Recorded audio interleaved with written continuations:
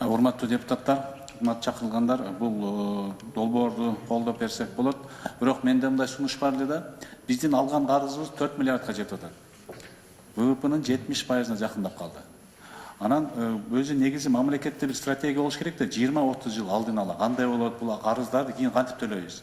Эртең 2020-жылдан баштап, уже өтө чоң бюджетке оорчулук келет да. Ошонун төлөө жолдору азыр өкмөттө бир алдыда көз караш барбы же күнүмүн нерсе менен жашап атасыздарбы?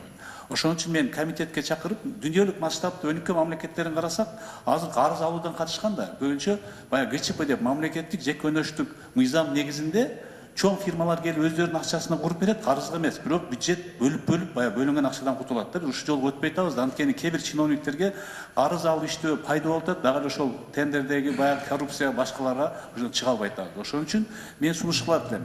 Биз комитетке атайын министр финансыны чакырып, өкмөттүн алдындагы баягы стратегиялык институттун изилдөө борборун чакырып, биз угайлычы.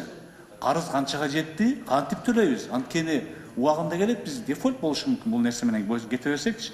Биз азыр деле мыйзамды бузуп атабыз, 60% өтүп кетти ВВПданчы. Ошон үчүн бул маселени, биз эми бул жолду колдоп берели, бирок негизи комитетке чакырып, ошол өкмөттү, финанс министрлигин, экономика министрлигин жана ошо НИСини чакырып ушуну уксак. Менде ушундай сунуш бар эле.